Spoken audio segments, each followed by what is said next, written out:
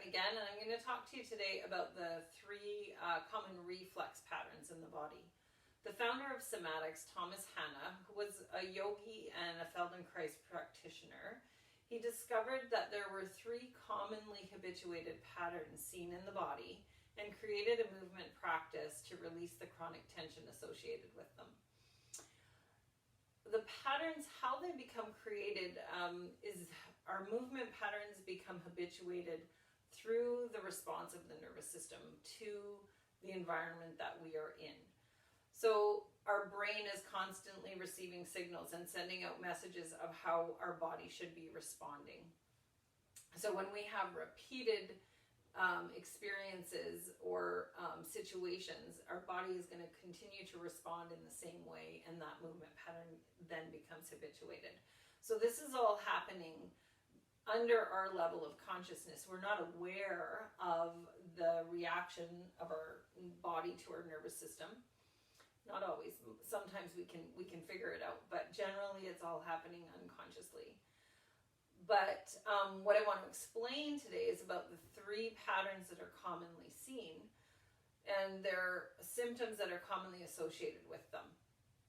And so we have the first reflex, which is called the red light reflex. It's a natural reflex that's found in all mammals and all humans, also referenced as the startle reflex.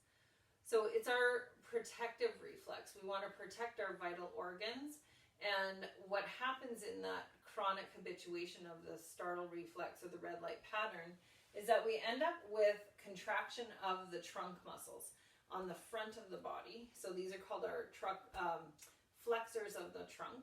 So they curl us forward. They protect our vital organs. We can see a rounding of the shoulders or a pulling of the shoulders, tightening, closing off the chest to protect the heart. We can also see some internal rotation of the arms, and we can also see some internal rotation of the legs.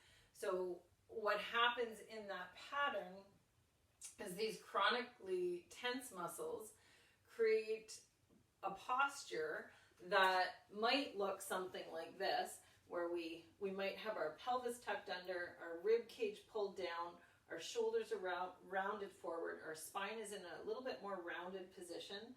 We might have our knees kind of rolled in together, or they might actually come together, and then the soles of our feet will actually lose a little bit of their springiness because we come into more of a flat-footed posture. So some of the symptoms that are associated with that posture are flat feet, are problems with your knees, problems with your hips. You can have issues with your digestive system. We can have a hard time taking a deep breath. We can have issues with our shoulders and our neck, all the way down into our arms. So commonly is one that's seen up in the top of the torso is the thoracic outlet or carpal tunnel.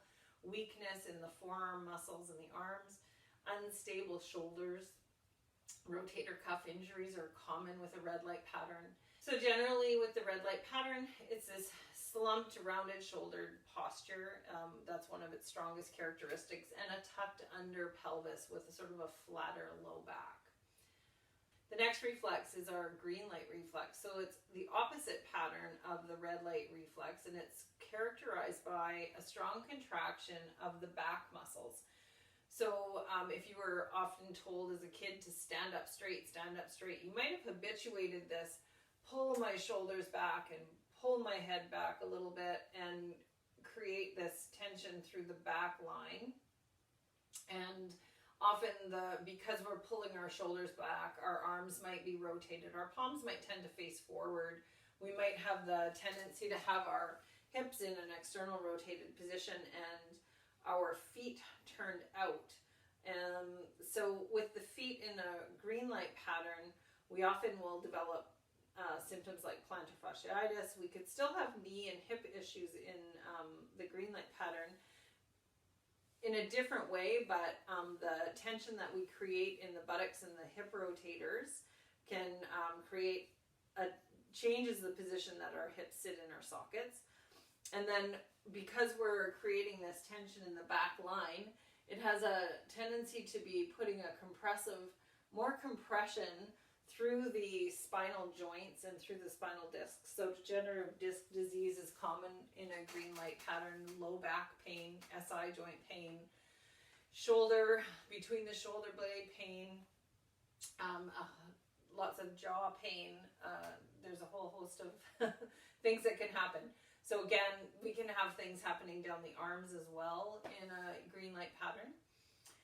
And then with the third pattern, it's called the trauma reflex pattern, which is like a flinching pattern, or again, it's a protective response.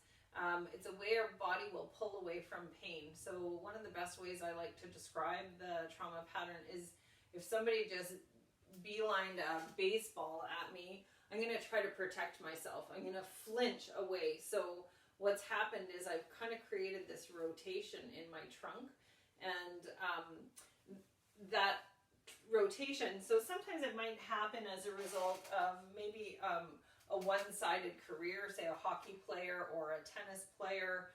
They're always kind of in the same position. If you're right-handed, maybe you get this shortening of the right side of your trunk. It can happen with habitual posture when we're sitting at a desk. One of my favorite postures when I'm sitting at my desk is to lean onto my elbow on my armrest, and I'm kind of dropping this left shoulder, and I'm using my mouse on my right hand, and I'm not really engaging my trunk muscles or my core muscles at all. I'm just relying on my upper body. So this can create some chronic tension through that left side. A common symptoms when we're stuck in a habituated trauma reflex is often we'll have unlevel shoulders, so we might have one side drop down. We might have one side that sits forward a little bit more than the other. We might actually have a strong rotation of our trunk, of the rib cage relative to the pelvis. We can have one side of the pelvis lifted up, so we're shorter. There's a difference between the sides of the waist. We can have different unsteady, not necessarily unsteady, but uneven gait. So we might not bear weight equally through the feet, which can then again create strain through our hips and our knees and our feet and our low backs. Kind of goes all the way up the chain. And so common symptoms, SI joint, sciatica, the uneven gait, the knee, hip issues. Often people with the trauma reflex will also have had to have hip replacements because they've always put more weight through one hip and the tissues just get worn down. So all that gloom and doom of what can happen when we go through life and we develop these patterns, the good news though is that we have control. We can gain back motor control of our muscles in our trunk and our arms and our limbs basically, and we can unwind the effects of those chronic patterns. But we have to do it consciously with awareness, and that's exactly what our pediculation and somatics practices are all about, addressing those three common patterns, releasing them, and bringing our body back into a better alignment with healthier movement patterns so that we can move more freely through life. So thanks again for listening to this chat, and if you have any questions, feel free to reach out. Thanks.